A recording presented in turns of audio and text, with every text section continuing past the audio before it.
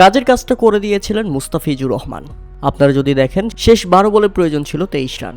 এমন সময় বোলিং করতে এসে 19তম ওভারটা দুর্দান্ত করেন মুস্তাফিজুর রহমান, খরচ করেন মাত্র 9 রান। তাতে শেষ 6 বলে প্রয়োজন ছিল 14 রান, অর্থাৎ ম্যাচটা বের করে দিয়েছেন মুস্তাফিজুর রহমান।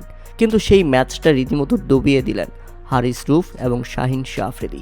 বল পরিবর্তন করতে গিয়ে তারা 5 রানের পেনাল্টি পায়, অর্থাৎ শেষ ওভারের বল শুরু করার আগেই বল পরিবর্তন করে সময় নষ্ট করার জন্য 5 রানের পেনাল্টি দেওয়া হয় লাহোর কালান্দার্সকে।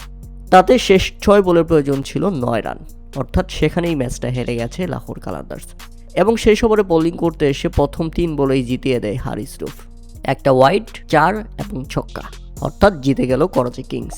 দারুণ বোলিং করেও দলকে জেতাতে পারেনি মুস্তাফিজুর রহমান। উল্লেখ হচ্ছে, প্রথমে ব্যাটিং করতে নেমে রীতিমতো ব্যাটিং ব্যর্থতায় পড়ে যায় লাহোর কালান্দার্স।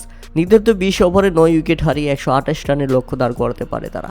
আর জবাবে ব্যাটিং করতে নেমে শুরু থেকেই দারুণ বোলিং করছিলেন শাহিন শাহ আফ্রিদি। সেই সাথে মুস্তাফিজুর রহমান নিজের প্রথম ওভারে বোলিং করতে এসে খরচ করেন মাত্র 1 রান, তুলে নিয়েছেন দুর্দান্ত একটি উইকেট, ফিরিয়ে দিয়েছিলেন দারুণ খেলতে থাকা ব্যাটসম্যান সাদকে। শেষ দিকেও দারুণ বোলিং করেছেন মুস্তাফিজুর রহমান। নির্ধারিত 4 ওভার বোলিং করে খরচ করেছেন মাত্র 20 রান, তুলে নিয়েছেন একটি উইকেট। তবে মুস্তাফিজুরের এত সুন্দর বোলিং করেও সুবিধা করতে পারেনি তার দল, বিশেষ করে বাকি বোলাররা। হারিস রুফ রীতিমতো ম্যাচটাকে বের করে দিয়েছেন। 3 ওভার 3 বল করে খরচ করেছেন 45 রান, সেখানেই হেরে গেছে লাহোর কালান্দার্স। তবে মুস্তাফিজ দুর্দান্ত দারুণ বোলিং করে দেখিয়ে দিলেন কলকাতা নাইট রাইডার্সকে।